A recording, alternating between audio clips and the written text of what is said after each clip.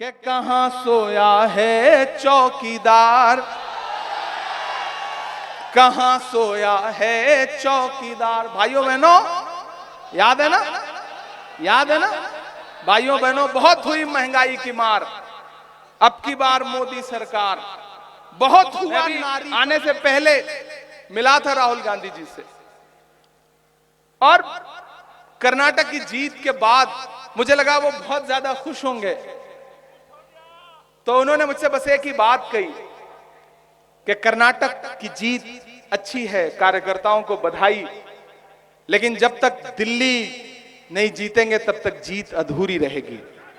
उनकी जो ये जिद है, उनका जो ये जुनून है, जब मीडिया पूछती है कि इमरान साहब कर्नाटक की जीत पर आप क्या कहेंगे, तो मैं एक ही बात कहता हूं कि महाराष्ट्र, मध्य प्रदेश और कर्नाटक तीन वो बड़े स्टेट थे जहां भारतीय जनता पार्टी ने लोकतंत्र को लूट करके सरकार बनाई थी। कर्नाटक का रिजल्ट हमारे सामने है, आने वाले दिनों में मध्य प्रदेश का रिजल्ट उससे अच्छा होगा।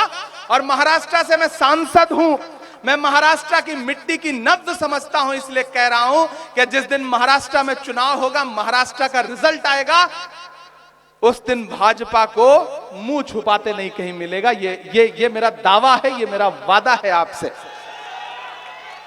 और इन तमाम मुश्किल हालातों में भी राजेश ठाकुर जी गवाह हैं।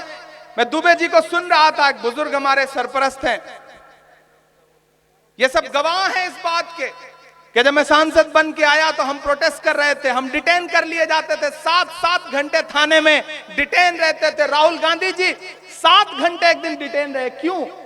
क्योंकि वो आपके लिए आवाज उठा रहे हैं, वो आपकी महंगाई पर बात करते हैं, वो हिंदू मुसलमान की राजनीति नहीं करते। वो कहते हैं कि बुनियादी सवाल, नरेंद्र मोदी जी ने वादा किया था कि इस देश में हर साल युवाओं को 2 करोड़ नौकरियां दिया जाएगी।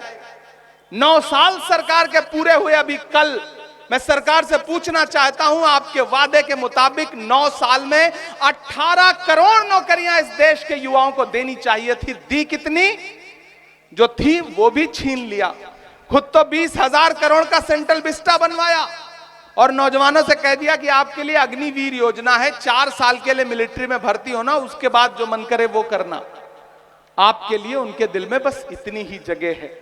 मैं तो कभी कभी मेरा मन करता है मैं उनसे कहूं कि कहां सोया है चौकीदार, कहां सोया है चौकीदार। भाइयों बहनों याद है ना, याद है ना भाइयों बहनों, बहुत हुई महंगाई की मार, अब की बार मोदी सरकार। बहुत हुआ नारी पर वार, अब की बार मोदी सरकार। मैं कभी कभी सोचता हूं कि प्रधानमंत्री जी जब ये अपने नारे खुद किसी दिन सुनते होंगे तब कितना हंसते होंगे, वो उनको कितनी हंसी आती होगी, और वो सोचते होंगे कि बढ़िया मूर्ख बनाया हमने लोगों को। तब मैं उनसे पूछ रहा हूं कि कहां सोया है चौकीदार, कहां सोया है चौकीदार,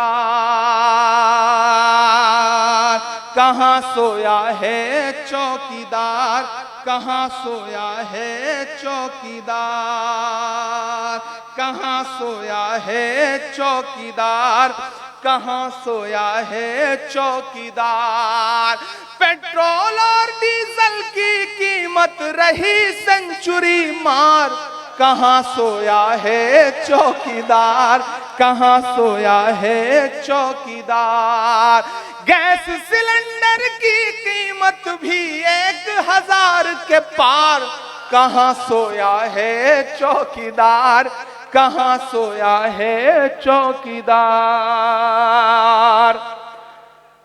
कि चाय बेचने वाला पूरा भारत बेच रहा है। मैं नेता के साथ साथ शायर भी हूं तो मुझे थोड़ी छूट है, मैं ये सब बातें कह लेता हूं कि चाय बेचने वाला पूरा भारत बेच रहा है, इसी काम में हासिल उसे महारत बेच रहा है। रेल बिक गई, तेल बिक गया, बिका हवाई अड्डा। पूरे देश में आपको कहीं भी सफर करना हो, आपको किसी भी फ्लाइट में, किसी भी एयरलाइंस का टिकट इस समय 15,000 के नीचे नहीं मिलेगा। कहां प्रधानमंत्री जी क्या कहते थे कि हवाई चप्पल पहनने वाला हवाई जहाज में यात्रा करेगा। आज स्थिति है कि आप एक दिन हवाई जहाज में यात्रा कर लो तो जूता उतर जाए, हवाई चप्पल पहनना पड़े। ये हालत लाके छोड़ दी है। वो किसी बड़े व्यक्ति ने एक बात कही थी कि अगर धर्म की शिक्षा लोमड़ी से ली जाएगी तो मुर्गी चुराना पुण्य का काम समझा जाएगा। आपको यह बात समझनी पड़ेगी। यूनान के बादशाह, उस वक्त जब जंग हुई तो महान बादशाह सिकंदर ने यूनान को फतेह कर लिया। जब यूनान को फतेह कर लिया तो उसे सूजा के लाओ शहर में देखते हैं, जश्न मनाते हैं। वो जश्न मनाने के लिए शहर की सड़कों पर निकला तो उसने देखा कि पूरा शहर जश्न मना रहा है, लेकिन सड़क के किनारे एक फकीर है, कंबल ओढ़ के सोया हुआ है। सिकंदर को गुस्सा आया, अपने घोड़े से उतरा और उस फकीर के पास गया और उसे जोर से एक लात मारी और लात मार के कहा, क्यों रे फकीर, पूरा शहर जश्न मना रहा है, मैंने शहर फतेह कर लिया है और तू सो रहा है। तो फकीर ने उन्नीदी आंखों से सिकंदर को देखा और देख करके कहा कि शहर फतेह करना बादशाह का काम है, लेकिन लात मारना गधे का काम है। क्या खुदा की कायनात में इंसानों की कमी हो गई है? आज कभी आपको नोटबंदी की लात, कभी महंगाई की लात, हर दिन कुछ ना कुछ लात पड़ रही है गरीब जनता के पेट पर। अमीर कौन हो रहा है? उनके उद्योगपति दोस्त। अच्छे दिन मैं तो उनसे कहता हूं, भाई मोहब्बत भाईचारे के दीवाने दिन ही लौटा दो, वो सस्ती दाल सब्जी के सुहाने दिन ही लौटा दो। ये अच्छे दिन तो अंबानी अडानी को मुबारक हो, हमें ऐसा करो साहेब, पुराने दिन ही लौटा दो, वो ज्यादा अच्छे थे। कि चाय बेचने वाला पूरा भारत बेच रहा है, इसी काम में हासिल उसे महारत बेच रहा है।